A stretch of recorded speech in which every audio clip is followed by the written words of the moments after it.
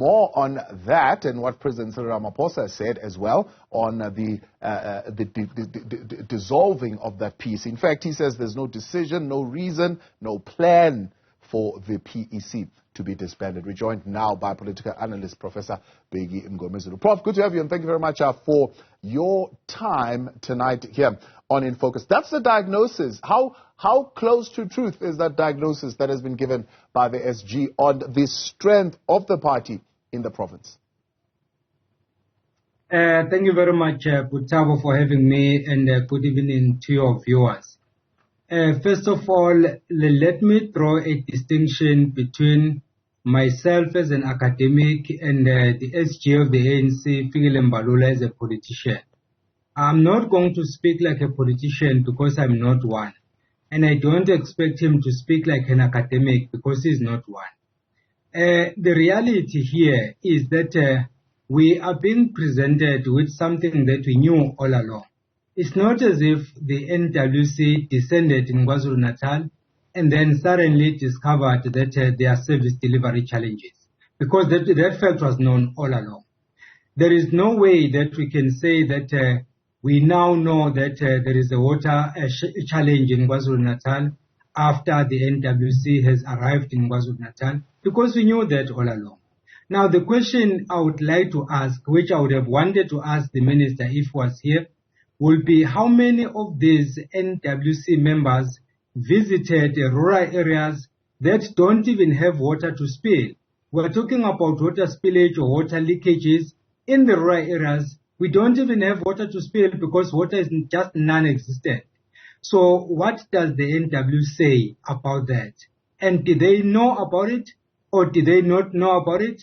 After having visited KwaZulu-Natal, are they better informed about the situation in rural areas than they were before? So for me, those are the most critical questions than the summary that the SG gave. But as a politician, he did a sterling job of creating an impression that they went down there on a fact-finding mission and they are now better informed, and then possibly they would be in a better position to address the situation. We'll wait and see. If they have not addressed those shortfalls as you articulate them, then what was the intention for their fact-finding mission in KwaZulu-Natal, which, by the way, they are saying it's now something that they're going to do in all provinces. It's not just the province of KwaZulu-Natal.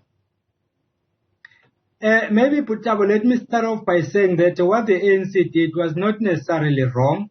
They are the leadership of the organization, the second from the top, that is after the National Executive Committee.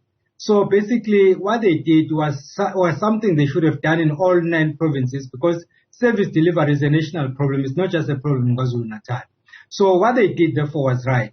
But then I don't necessarily think that we can wait for the NWC to visit all 9 provinces for us to know what the problems are. There are people who are in those provinces, who have PECs in those provinces, we have ward councillors belonging to the same organization in those areas. So those are the people who are supposed to collate information at a provincial level, and through the premiers, they can then feed the information into the senior leadership structure. In fact, some of these leaders in the provinces are also members of the NWC, some are members of the NEC. So it's not as if we have the NEC coming to KwaZulu-Natal or going to Limpopo as they've done before, just coming from out there, from Luthuli House or from wherever, without necessarily knowing what is happening on the ground, because they do have eyes and ears on the ground. So you don't have to wait for the NWC to know what is happening.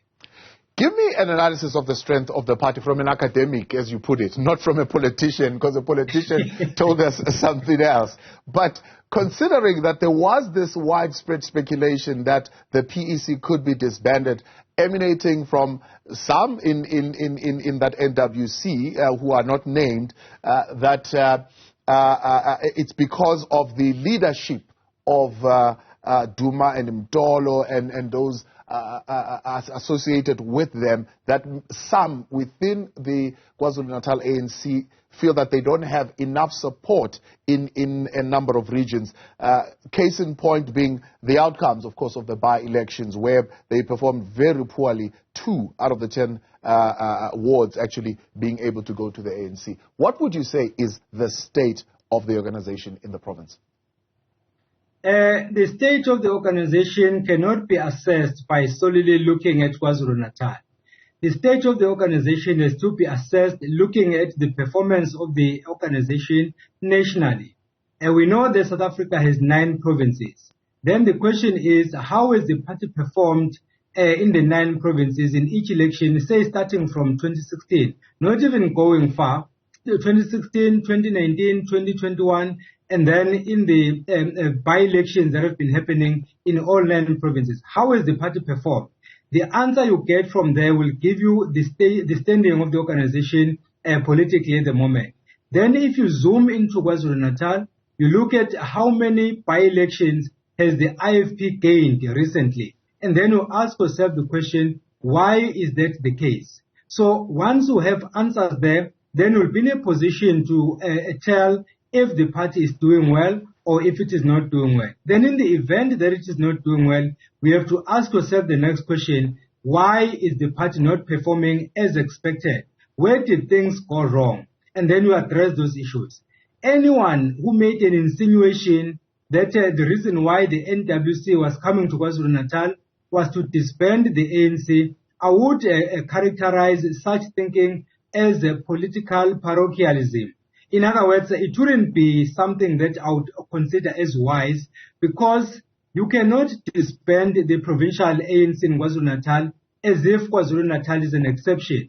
There are other areas. There have been problems in Limpopo, for example, but you didn't disband the provincial structure just because the party was not doing well. And we'll find similar instances elsewhere.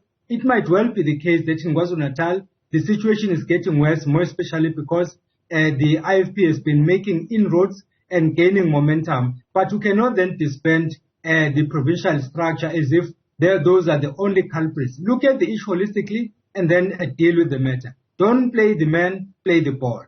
Or no, not play the ball. Don't play the man, play the ball. What will happen is, exactly. The English is very funny language. Don't play the man, play the ball. Because the moment you disband KwaZulu-Natal provincial structure, you are basically playing the man, and then you leave the ball. And then you'll find that the same problem crops up elsewhere. Are you going to apply the same rule? And then you're saying you're going to disband the provincial structure. What will you be left with?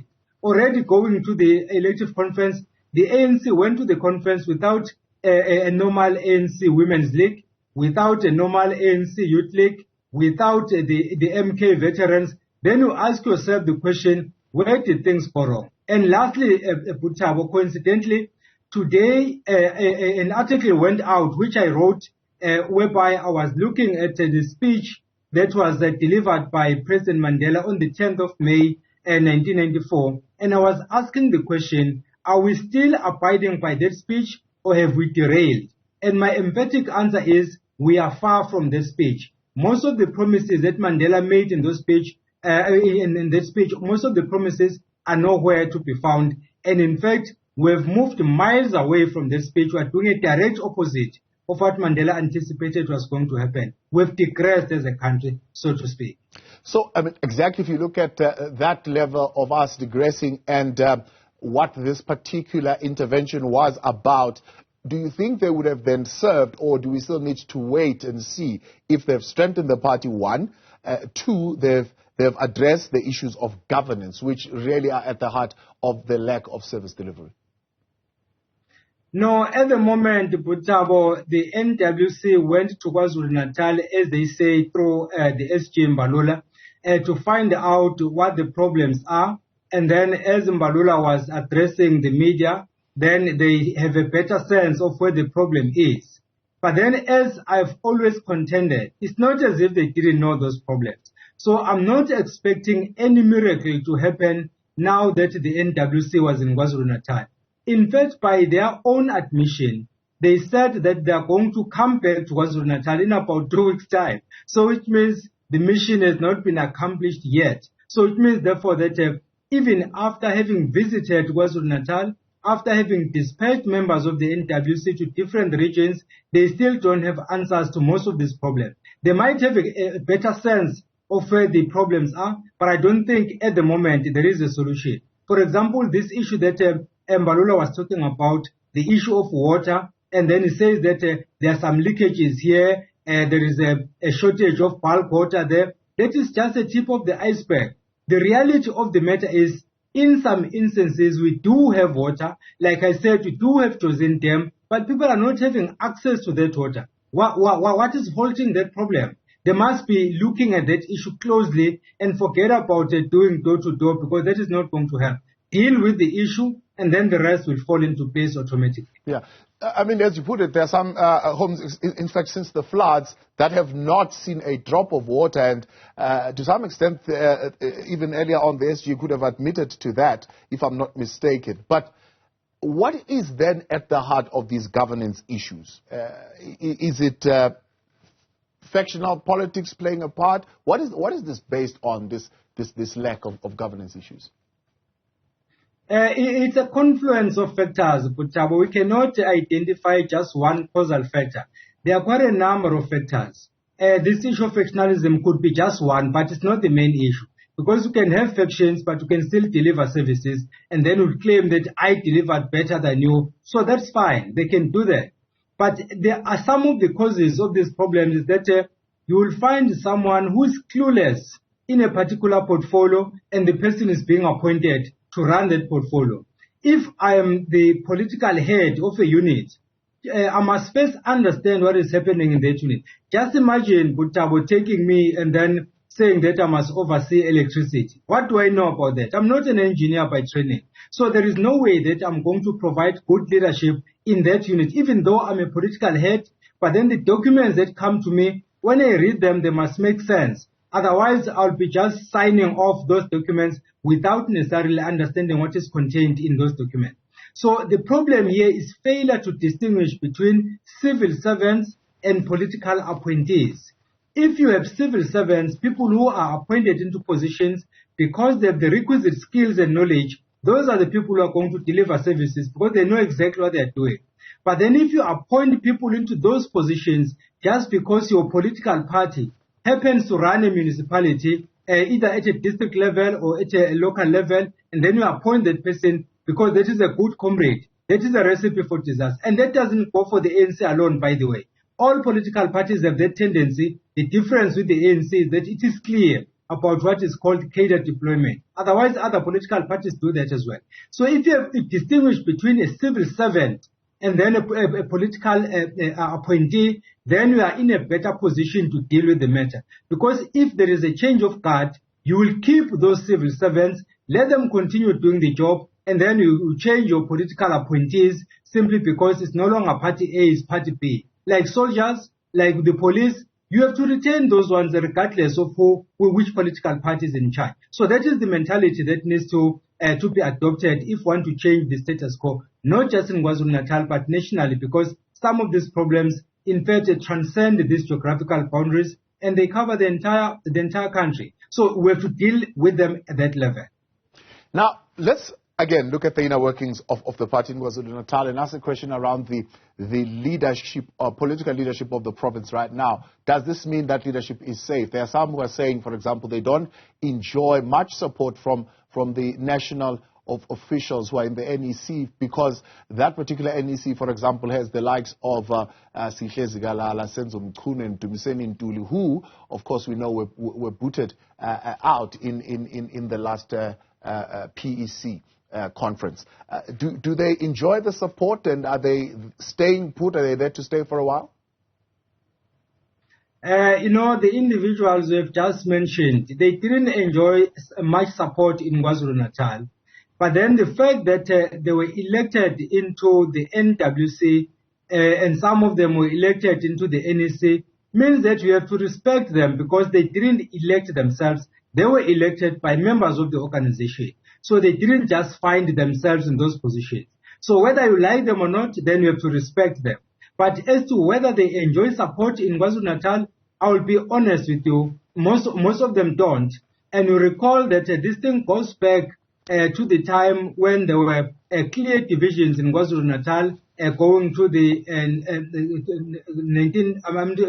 2017 Nazareth conference, where there was the NTZ faction and the CR17 faction, some of the vestiges of those divisions can still be found today. Of course, some politicians will disagree with me. They have all the right to do that. But I strongly believe that some of the divisions that we see even in the current PECs, not just the KZN PEC, but the current PECs, some of the differences, ideological differences, and in some instances, personal differences, they date back to that period. So we still have some of those hangovers from that period. So which then also speaks to the individuals we've just mentioned. But you don't have to like them. They are there. They were elected. Just respect them. The same goes with the president. Whether you hate him or not, it doesn't really matter. He is currently the president of the ANC and is currently the president of the country. We may disagree with him like some of us usually do, but we still have to respect him anyway because he is currently the president of the party and the president of the country. Professor, appreciate your time. Thanks so much for coming on. That's political analyst Professor Bheki Mngomezulu.